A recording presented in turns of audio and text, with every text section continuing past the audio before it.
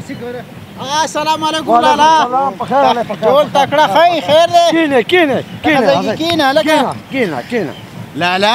جی څنګه چل یاره د دنیا ټیل نه پاس کیږي ها ستا قصې خو ډېرې مشهورې دي مړه دا خبره خو نن راته مړه په رښتونې قصه وکړه داسې قصه وکړه چې بالکل لکه دا دروغ پکې اړوي نو مړه ویم درته نن درته داسې د رښتیانو قصه کومه که نه چې پوه دروغ به پکې نه وي او ښه یې واوره او زړه په غوږ یې واوره او اوس درته وایم غوږ به ته کېږده لالا په رښتیانو قصه راته وکړه زړه په غوږ یې واورو بس لالا بسم الله که پې مړه موږ یې دړه په غوږ واورو بیا واوره یوه قصه زما نه په سعودي کې یو شیخ و څلوېښت خوانې ساتل څلوېښت خوانو او خوانې ویسته داسې یو سر نه یو شین درب و په هغه درب کې هغه اوښانې سر کوم او مازدیګر پسې دی لاړو سازر یې واغسته او خور یې کو سازر یې خور کو او دا اوښانې راغونډ که بلې سازر کې او ویې تړل شاته یې واچول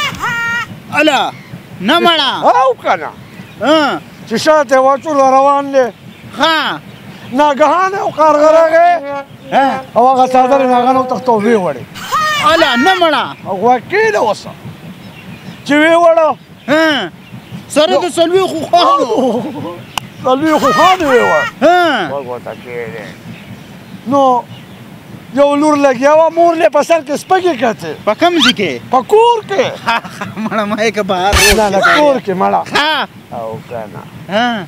نو هغه کارغه چې راغی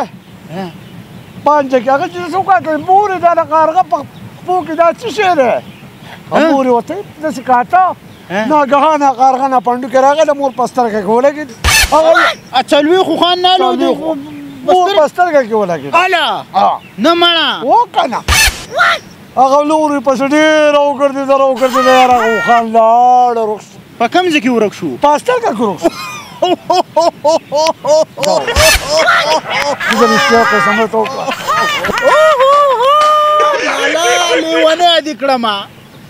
لکه چې د رښتیاو دا قصه ستا داسې وه چې د دروغو به څنګه یې مړه د دې نه خو چې د ما او دی نه دي دواړه په مزایل پورې تړلی وی په د انډیا دې ورویشتی وی نو ښه به وه هلکه راپاڅه داسې نه چې دا ځمکه سوری شي او موږ دواړه پکې وننوځو هلکه خپې وباسه داسې نه چې لیوني وکړي هلکه دا خو مې ته د رښتیاو قصه وکړه اوس د دروغو قصې ته غوږ کېږده خبره واوره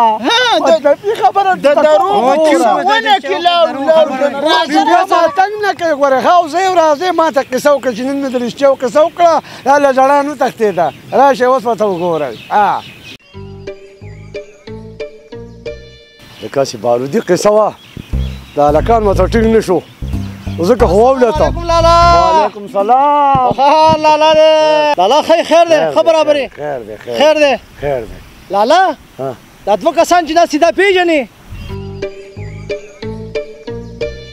ولې نه دا یو نه پېژنم دا بل خدای خبر دی چې څوک دی هلکه دا خو مې په رښتیا د لالا نه تپوس وکړو ته خو په رښتیا لالا یې هلکه زما نه اوږد نه یې که نه نو ما درپسې دا خپل پرتګال اخیسته او په دې ونه پورې مې ژوندولې دې ونه پورې او ښه لکه ته ما وویل ته ژوړندې هلکه دا خو لالا نه دی سم پیری دی ګیدړ سینګې ورسره دی غوره کو